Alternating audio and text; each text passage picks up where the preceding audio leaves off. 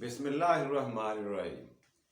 नाजरीन, आज जुमातुल मुबारक का मुबारक ही नहीं, खूबसूरत दिन और बेहतरीन सुबह। तारीख है आज 11 मार्च और साल 2022। सबसे पहले तो आपको मेरी तरफ से गुड मॉर्निंग, सुबह खैर और अस्सलामु अलैकुम। अल्लाह करे आपका ये दिन बेहतर गुजरे, बल्कि बेहतरीन गुजरे। आप खुश रहें, खुशियां बांटें और खुशियां वसूल करें। आमीन सुम्मा आमीन। आज तारीख हिंदुस्तान की किस्त नंबर जो हम चलाने जा रहे हैं, डिस्कस करने जा रहे हैं, वो है 27, एपिसोड 27, 27वीं किस्त जी। तो कल की किस्त में हमने ये देखा कि ये जो कौमें जातें हैं, ये किस तरह से मार्ज़ वजूद में आई।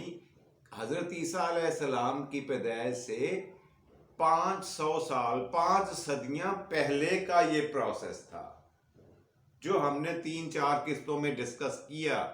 आपने, मैंने, हम सब ने मिलकर इसको देखा, पढ़ा और समझा, आपस में बात करी इस पे। और जो लोग इंटरेस्टेड हैं वो तो बहुत ही शौक से देखते हैं, मुझे पता है। और जो नहीं इंटरेस्टेड वो चलो नॉलेज के तौर पर देख लिया करें, इसमें किसी का नुकसान नहीं है, फायदा ही होगा इंशाअल्लाह। अच्छा, ये जो कौमों का, जातों का, जात पात के बनने का, जो मार्ज़ वजूद में आने का जो प्रोसेस है, ये कितनी देर तक जारी रहा, हतमी तौर पर इसके बारे में पूरे वसूख के साथ, इस बारे में हम में से कोई भी इसके बारे में मुदल्लल या मुहक्कक तहकीक शुदा बयान नहीं कर सकता। लेकिन ये एक अंदाजा है कि हिंदुओं के एक मशहूर मारूफ तारीख दान कह लें, या उनके आइन या कानून दान कह लें, उनके बड़े बुजुर्ग कह लें, जिनका नाम मन्नो जी था, इन्होंने अपना एक हिंदुस्तान के हिंदुओं के बारे में, इनकी एक आइन और कवानीन के बारे में एक मजमुआ मरतब किया था। ये वक्त था आज ईसा अलैहिस्सलाम की पैदाइश से 5 सदियां पहले का। इसका मतलब ये हुआ कि इस वक्त तक, यानी मन्नो जी के ज़माने तक, मन्नो जी मैं आपको लिख के दिखा देता हूं इनका नाम,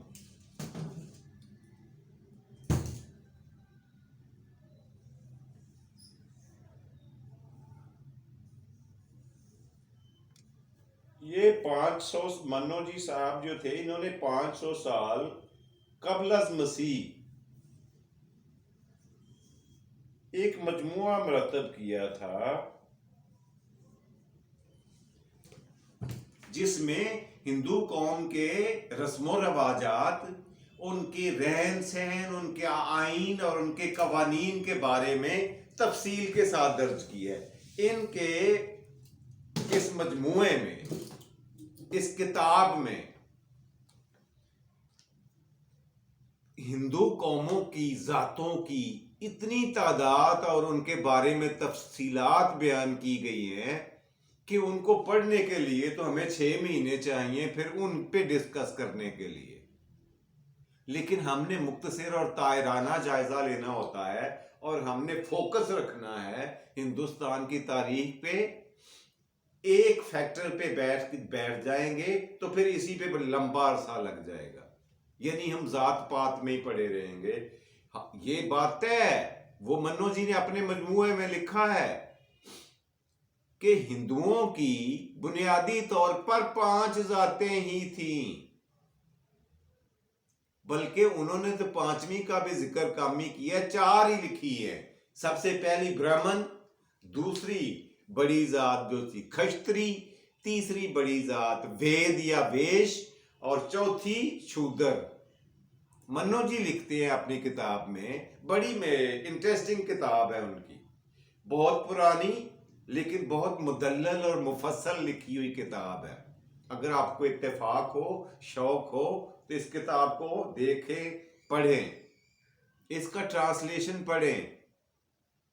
جی انہوں نے یہ بات لکھی ہے کہ ہندوؤں کی انگنت ذاتیں تھیں، اتنی ذاتوں کے بارے میں لکھا ہے، اور پھر بھی وہ یہ تسلیم کرتے ہیں کہ کئی ذاتیں اس سے پہلے ایسی گزر چکی ہیں جو بنی اور ختم بھی ہوئیں، جن کا نام و نشان باقی نہیں رہا منو جی کے زمانے تک۔ یہ تو میں نے آپ کو بتایا تھا کہ آرین قوم جو ہے یہ پہلے تو دریائے سندھ کے کنارے، یعنی جہاں ہم اب بیٹھے ہوئے ہیں پنجاب میں، یہاں آباد ہوئی۔ اس کے بعد دریائے گنگا اور جمنا کے درمیان جا کے شمال اور جنوب کی طرف ہے 5 آزاد ریاستیں قائم کر لی، اور عام طور پر ریاستوں پہ جو لوگ قابض تھے، جو حکمران تھے، وہ کھشتری ذات سے تعلق رکھتے تھے۔ منو جی یہ بھی بتاتے ہیں کہ اس وقت اکثریت میں جو ہندو موجود تھے وہ شودر تھے، بہت غالب اکثریت تھی شودروں کی، مگر یہ کیونکہ دوسری قوموں کے گڈمڈ ہونے سے پیدا ہوئے تھے، اس لیے ان کے اوپر کئی معاشی اور معاشرتی پابندیاں تھیں، جو آج بھی ہمیں ہندوستان میں کہیں کہیں نظر آتی ہے۔ ان سے کوئی رشتہ داری نہیں کریں گے، ان سے ہاتھ میں لانا پسند نہیں کریں گے، ہیں تو ہندو ہی نا، اسی مذہب کے پیروکار ہیں جس کے برہمن ہیں، یا جس کے کھشتری ہیں، یا جس کے وید ہیں۔ لیکن اب بھی ذات پات کا مسئلہ وہاں پہ بدرجہ اتم موجود ہے۔ میں نے آپ سے بولا تھا کہ پاکستان میں خدا کا شکر ہے کہ بہت تبدیلی آ چکی ہے، اور آہستہ آہستہ مزید آ رہی ہے۔ امید ہے اور اللہ پاک ہمیں ہدایت دے، آمین ثم آمین۔ اچھا، اگلی قسطوں میں آج ہم کوشش کریں گے کہ ذات پات کے معاملے کو یہیں پہ کلوز کر دیں، اس کے اوپر مزید بات کرنے کی بجائے۔ ہاں، یہ ایک اہم چیز نوٹ فرما لیں کہ ہندوؤں میں یہ اپنے پرانے دیوتا، یعنی سب سے بڑے اور اولین دیوتا اگنی دیوتا کو، اور اس کے بعد یہاں آنے کے بعد جن کو دیوتا بنے وہ تھے، میں نے آپ کو بتایا تھا اندر دیوتا۔ جی ان دونوں کو تقریباً ذہنی طور پر اور عملی طور پر معزول اور متروک کر چکے تھے۔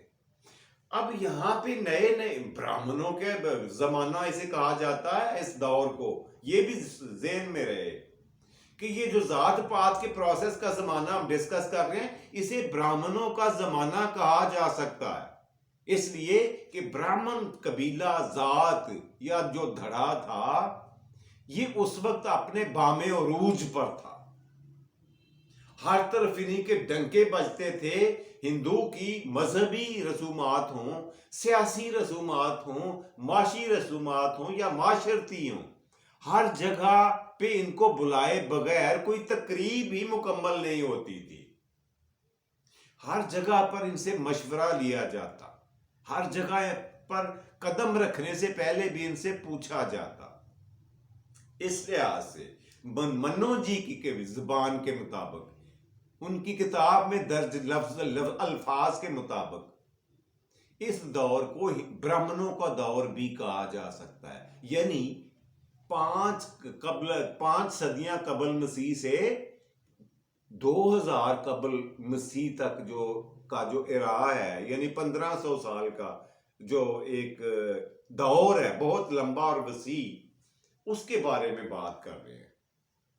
جی یہاں پر یہ بتانے جا رہا تھا میں کہ اندر اور اگنی جو تھے وہ تو رہ گئے پیچھے، برہمن لوگوں نے 3 نئے بڑے دیوتا تشکیل دیے، وہ اسی دور میں وجود میں آئے، اور سب سے بڑا ان میں جو دیوتا تھے ان کا نام تھا برہما۔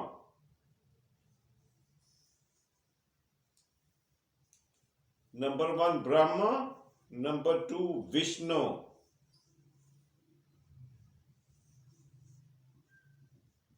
اور نمبر 3 شیو۔ جی یہ 3 دیوتا تھے جو براہمنوں کے اس دور میں، یعنی جو منو جی کی کتاب ہے ان کا جو مجموعہ ہے جو انہوں نے مرتب کیا ہوا ہے بڑی محنت کے ساتھ، انہوں نے بتایا کہ یہ 3 نئے دیوتا اسی دور کی پیداوار ہیں، برہمنوں کے دور کی۔ اور آج بھی ہندوؤں میں آپ نے اکثر دیکھا ہوگا کہ اپنے بچوں کا نام وشنو اور خاص طور پر شیو کے نام سے رکھتے ہیں، آج بھی رکھتے ہیں۔ بہت سے بچوں کا نام ان کے ساتھ شیو کا لفظ استعمال کرتے ہیں، یہ ان کے دیوتا ہے، ایک محترم، ایک متبرک ان کے نقطہ نظر سے، ان کے مذہبی عقائد کے مطابق۔ اچھا، کچھ تو یہ 5 بڑی ریاستیں تھیں جو آرین قوم نے آباد کر لی اس دور میں، وہ میں نے آپ کو 5 گنوا چکا ہوں، اب دوبارہ گنواؤں گا، ویسٹیج آف ٹائم ہے۔ تو پھر ان 5 کے علاوہ چھوٹی چھوٹی کئی ریاستیں وجود میں آتی گئیں۔ اب ان کے نام بھی درج کیے ہوئے ہیں منو جی نے اپنی کتاب میں، اور ان کے بارے میں ایک مختصر سی تفاصیل بھی درج ہیں، لیکن مفصل حال کسی ریاست کا بیان نہیں کیا۔ انہوں نے یہ لکھا ہے کہ ہر ریاست کا، ہر علاقے کا اپنا ایک راجا، اور وہ راجا جو تھا وہ کئی صدیاں اپنی نسل در نسل اس ریاست پہ حکومت کرتا رہا، اور یہ سلسلہ صدیوں پہ محیط رہا۔ اتنی چھوٹی چھوٹی مملکتیں، ریاستیں بنی کہ جن کو گننا بھی ممکن نہ تھا۔ ان کے بارے میں کوئی معتبر کتاب ایسی مجھے نظر نہیں آئی کہ جو دوسری متعدد ریاستیں تھیں چھوٹی، علاوہ عظیم 5 بڑی ریاستوں کے یا مملکتوں کے یا ملکوں کے یا کچھ بھی کہہ لیں آپ، جو دریائے گنگا اور جمنا کے بیچ میں تھے، اور شمال میں کو ہمالیہ کی طرف اور جنوب میں کو بندھیاچل کی طرف ان کی پیش قدمی جاری رہی، اور نئی نئی مملکتیں، نئے نئے علاقے، نئے نئے گروہ بنتے رہے، اور ہر علاقے کو جس کا جتنا زور چڑھا اس نے اس ایریے پہ قبضہ کیا اور اس پہ اپنی حکومت قائم کر لی، اپنی سلطنت کے قیام کا اعلان کر دیا۔ اور آج تاریخ میں ان سلطنتوں کا، چھوٹی سلطنتوں کا، علاقائی سلطنتوں کا، ملکوں کا یا ریاستوں کا نام بھی ہمیں نہیں ملتا، لیکن منو جی نے اس پہ دلائل دیے ہیں اور اس کے ثبوت بھی دیے ہیں، اپنی کتاب میں لکھا ہے حقائق میں پورے ثبوتوں کے ساتھ کہ یہ ریاستوں کا وجود چھوٹی ریاستوں کا موجود تھا، بالکل اسی طرح جس طرح سے ذات پات کا معاملہ 2 4 10 باتوں پہ نہیں تھا۔ پیشے کے لحاظ سے جتنی قومیں اور ذاتیں بنی، ان کے ذریعہ روزگار کی وجہ سے ان کی تعداد سینکڑوں میں چلی گئی۔ اب تاریخ کی کتابوں میں ان کا نام بھی مشکل سے ملتا ہے۔ ہم صرف سوچ ہی سکتے ہیں، کیا سرائی ہی کر سکتے ہیں، کوئی معتبر کتاب یا کوئی تحقیقی مقالہ یا کوئی ایسی کتاب اویلیبل نہیں ہے۔ جو کتابیں مارکیٹ میں میسر ہیں وہ یہی بتاتی ہیں کہ جی وہ چھوٹی ریاستوں کی تعداد سینکڑوں میں چلی گئی تھی، اور اسی طرح سے ذات پات بھی سینکڑوں میں چلی گئی۔ جی یہ بھی آپ امید ہے آپ سمجھ چکے ہوں گے، یہ 500 سال قبل از مسیح کی بات ہے جب منو جی نے اپنا مجموعہ مرتب کیا، اور خیال ظاہر کیا جاتا ہے کہ اس وقت تک ہندو قوم کی تمام ذاتیں، دھڑے، گروہ اور قومیں، ذات پات کا معاملہ اپنے پایہ تکمیل کو پہنچ چکا تھا۔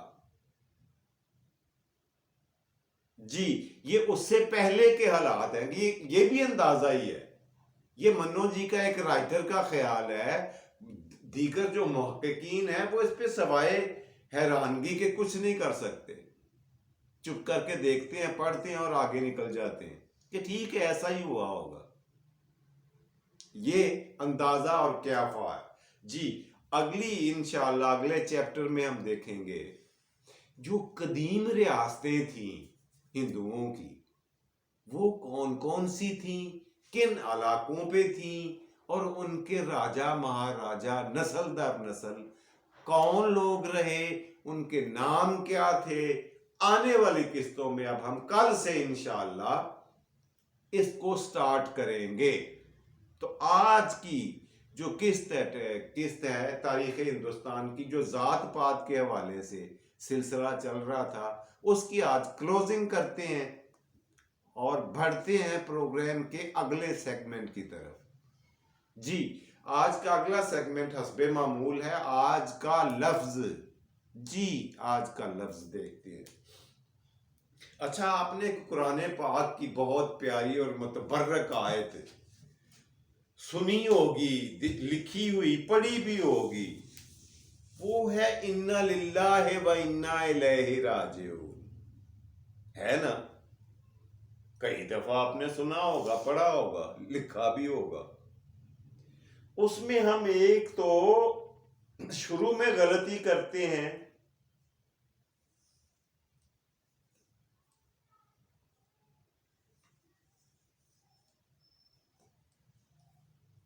جی اِنَّ لِلَّهِ ایسے لکھتے ہیں کتابوں میں نے دیکھا ہے، بعض کتابوں میں، رسالوں میں یہ الف ہم نے اضافی اس میں ڈال لیا ہے، یہ اللہ کے نام کے ساتھ یہ والا الف، یہ یہاں پہ فٹ نہیں آتا۔ للہ کے ساتھ الف کا کوئی کام نہیں ہے، اِنَّ للہ۔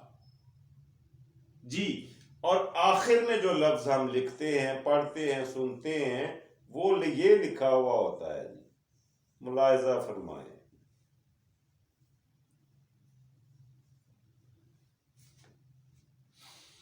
راجعون، اِنَّ لِلَّهِ وَإِنَّا إِلَيْهِ راجعون۔ راجعون کے بارے میں اصل میں آپ کو بتانا چاہتا ہوں کہ اس میں کہیں بھی الف نہیں ہے، رے کے اوپر کھڑی زبر ہے، اس طرح سے یہ الف یہاں پہ ہم نے اپنے پاس سے لگا لیا۔ یہ وہ چھوٹی چھوٹی باتیں ہیں جن کو نوٹس کیا کریں اور یہ غلطیاں نہ کیا کریں۔ جی امید ہے آپ نے نوٹ کر لیا ہوگا۔ اور یہ جو چیز ہے نا، یہ شاید میں نے آپ کو بتایا تھا کہ قرآن پاک میں جہاں پہ لفظ قرآن آتا ہے وہ کھڑی زبر کے ساتھ ہوتا ہے،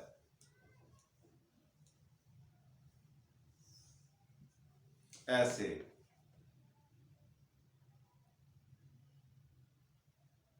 اور ہم نے کیا کیا ہے کہ کھڑی زبر کو ہٹا کر یہاں پہ مد لگا دی ہے الف کے اوپر، ایسے کر دیے۔ نہ یار، مناسب نہیں ہے۔ قرآن مجید کا جو نام اصلی حالت میں ہے، اصلی سپیلنگز کے ساتھ ہے، وہ لکھنا چاہیے، وہی پسندیدہ ہے۔ جی تو اِنَّ لِلَّهِ کے بارے میں یہ عرض کرتا چلوں کہ یہ لفظ، یہ آیت مبارکہ ہم عام طور پر وہاں بولتے ہیں جہاں پہ کسی فوتگی کی اطلاع ملے یا سنی جائے، تو سننے والا یہ آیت پڑھتا ہے کہ ہم سب اللہ کے لیے ہیں اور اسی کی طرف جانے والے ہیں، لوٹنے والے ہیں، پلٹنے والے ہیں۔ تو اس کے لیے ضروری نہیں ہے کہ یہ فوتگی پر ہی پڑھی جائے، یہ آپ کسی بھی مالی نقصان، فصلاتی نقصان کے بارے میں خبر سن کر بھی یہ آیت مبارکہ پڑھ سکتے ہیں۔ یہ قابل احترام ہے، متبرک ہے، اللہ تعالیٰ کی پسندیدہ کلام کا بہترین حصہ ہے۔ صرف فوتگی پہ نہ پڑھا کریں، ہر بری خبر جب آپ سنیں تو پڑھا کریں اِنَّ لِلَّهِ وَإِنَّا إِلَيْهِ راجعون۔ جی تو یہ تھی آج کا دوسرا سیگمنٹ۔ آج کے تیسرے سیگمنٹ کی طرف بڑھتے ہیں۔ تو آج کا تیسرا سیگمنٹ ہوتا ہے جی آج کی بات۔ آج کی بات آپ سے یہ کرنے جا رہا ہوں کہ ہم نے غور کیا ہوگا सांसों का रुक जाना ही खाली मौत नहीं होता। No no no,